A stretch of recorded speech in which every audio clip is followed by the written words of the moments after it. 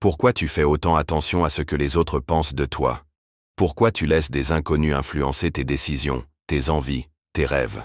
Peut-être que tu veux te lancer sur YouTube, porter un style qui te plaît, changer de voix, mais tu bloques, parce que t'as peur des critiques, parce que t'as peur qu'on te juge, parce que t'as peur du regard des autres. Aujourd'hui, on va voir ensemble comment le stoïcisme peut t'aider à t'en foutre du regard des gens, pas juste en mode « je m'en fous » superficiel, mais en comprenant en profondeur pourquoi la vie des autres n'a aucune valeur et pourquoi il est absurde de le laisser diriger ta vie. Pourquoi on accorde autant d'importance au regard des autres? Dès qu'on est gamin, on apprend à chercher l'approbation des autres. On veut être accepté par le groupe. C'est normal, c'est un instinct de survie. Dans le passé, être rejeté par la tribu, ça pouvait signifier la mort. Mais aujourd'hui, est-ce que le rejet d'un inconnu dans la rue va te tuer? Est-ce que le commentaire négatif d'un collègue va changer ta vie? Non. Pourtant, on continue d'agir comme si chaque jugement extérieur était une menace réelle. Citation de Marc Aurèle. On accorde trop de valeur à l'opinion des autres et pas assez à notre propre jugement. Ce que dit Marc Aurèle, c'est qu'on se trompe de priorité. On devrait d'abord chercher à se respecter soi-même avant de chercher l'approbation des autres. Le regard des autres est une illusion. Imagine, tu marches dans la rue, tu trébuches, tu t'étales par terre. Dans ta tête, tout le monde t'a vu, tout le monde se moque de toi, tout le monde va s'en souvenir. Mais la réalité? Dans 30 secondes, personne n'y pensera. Parce que les gens sont bien trop préoccupés par eux-mêmes. Tu veux une preuve? Pose-toi cette question. Combien de fois as-tu vraiment retenu les erreurs ou les moments gênants des autres?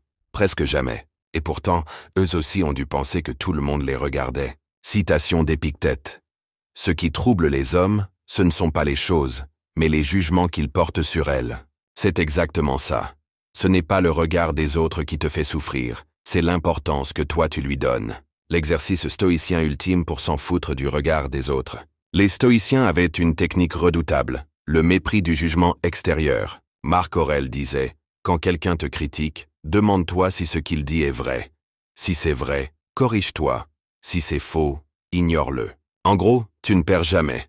Soit tu apprends, soit tu t'en fous. Exercice pratique, l'épreuve du ridicule. Un exercice puissant consiste à volontairement te mettre dans une situation où tu risques d'être jugé. Par exemple, chanter dans la rue, porter un vêtement totalement absurde en public. L'objectif, ce n'est pas d'être bizarre juste pour être bizarre. C'est de prouver à ton cerveau que le regard des autres n'a aucun impact réel sur toi. Vivre selon tes propres valeurs. Au lieu d'essayer de plaire aux autres, concentre-toi sur tes valeurs. Qu'est-ce qui est important pour toi? Qu'est-ce qui te rend fier de toi-même? Citation d'Épictète. Si tu veux être libre, cesse de te soucier de ce qui ne dépend pas de toi. Le regard des autres ne dépend pas de toi. Mais ton propre regard sur toi, ça, c'est sous ton contrôle. La prison invisible du regard des autres. Imagine que tu sois dans une cage.